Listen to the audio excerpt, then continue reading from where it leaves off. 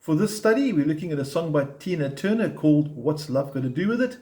Before we get going, capo at the 4th fret or the song won't work.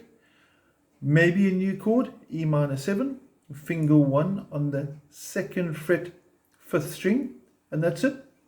Just on the chords itself, if you sit and focus on the strumming hand now.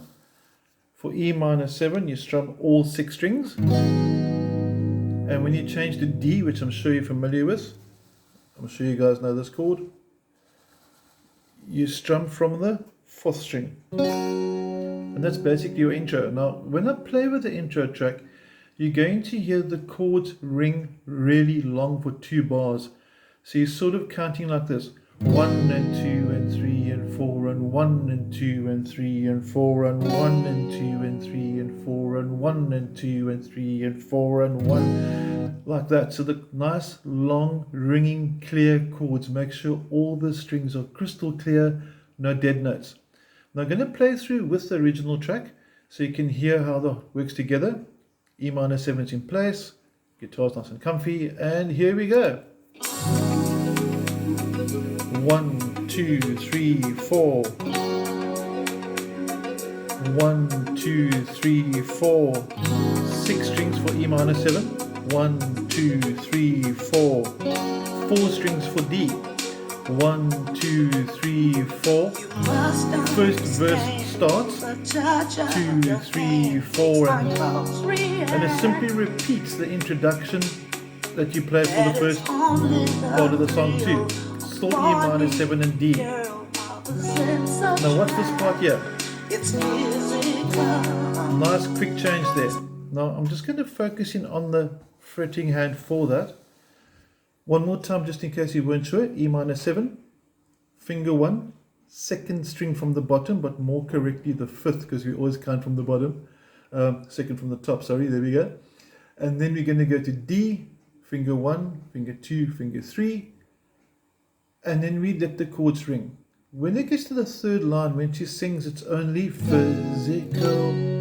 It's a very quick change from C to D. 1 and 2 and 3 and 4 and 1 and 2 and 3 and 4 and 1 and 2 and 3 and 4 and 1 and 2 and 3 and 4 and. So we do that twice, which is why I played it through with the counting. And your last line, which goes, you must try to ignore that it means more than that. You're going to have 1 and 2 and 3 and 4 and 1 and 2 and 3 and 4. So same chords, same sequence, but the counting is different. Okay, let's try you and I play together the whole way through. I'm going to focus through now on left and right hand. We're going to do the entire verse. Are you ready? E minor 7 in place. 1, 2, 3, 4 and 1 and 2 and 3 and 4 and 1 and 2 and 3 and 4 and 2 and 3 and 4 and 1 and 2 and 3 and again and 1 and 2 and 3 and 4 and 1 and 2 and 3 and 4 and 2 and 3 and 4 and 1 and 2 and 3 and 4 and 1 and 2 and 3 and 4 and 2 and 3 and 4 and here comes last 9 now and 1 and 2 and 3 and 4 and 1 and 2 and 3 and 4 and then the chorus starts. Now I'm going to go back a bit to about 12 seconds so you can hear the leading up to the verse, and I'm going to play through so you can hear the singing and you can join me on the E minor 7. I'll count us in for that. There's my D and here we go. 1, 2, 3, 4 and 1, 2, 3, 4. Get ready for D now and 4 strings. 1, 2, 3, 4. 1, 2, 3, 4. What's the C and D now? No strumming patterns, just one strum. C to D and again. And now we hold the C for a full bar. And there you have your verse. Now, if you're playing and you're not singing, you're welcome to add a bit of extra picking in. So you can do something like this. 1 and 2 and 3 and 4 and 1 and 2 and 3 and 4 and something like that. And then maybe add in. So if you put a little bit extra, something like that, something that you think sounds cool, you may do that. Okay. Now for the chorus of the song, it's got a sort of a reggae vibe. Chords are G, you're familiar with G, D, C, D. Really easy song. This is a stunning, really cool song for a first time player. Okay, now your rhythm's going to be like this.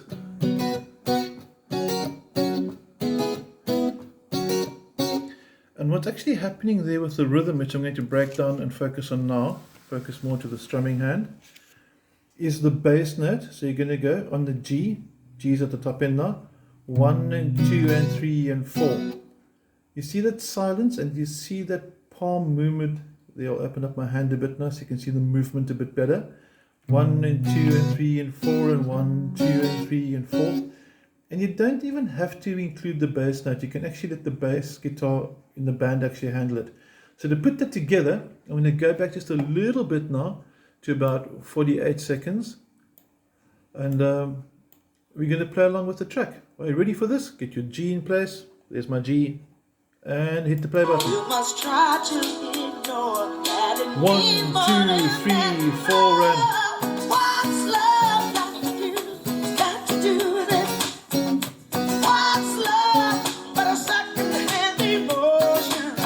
What's love? It's as easy as that. So one more time. It's pretty quick. 1 and 2 and 3 and 4, 1 and 2 and 3 and 4, 1 and 2 and 3 and 4, 1 and 2 and 3 and 4. Or slow motion, getting both left and right hand now into the picture. 1 and 2 and 3 and 4 and 1 and 2 and 3 and 4 and 1 and 2 and 3 and 4. In fact, the palm movement is quite important because it creates both the silence and helps you keep the rhythm. Got a nice rhythm going in the background now. So the palm is an important part of your rhythm for this. Now the second video is going to function, or feature rather, a key change as well as a bridge and some other pretty cool things that are going to happen as well. But for now, I want you to understand the intro, a little bit of extra if you want to. But like I said, the extra is optional. You got that, you got the timing for 1 and 2 and 3 and 4, nice on the offbeat there. 3 and 4 and 1 and 2 and 3 and 4. Offbeat's very important. And the last line is just simply 1 bar, 2 and 3 and 4 and 1 bar, 2 and 3 and off to reggae.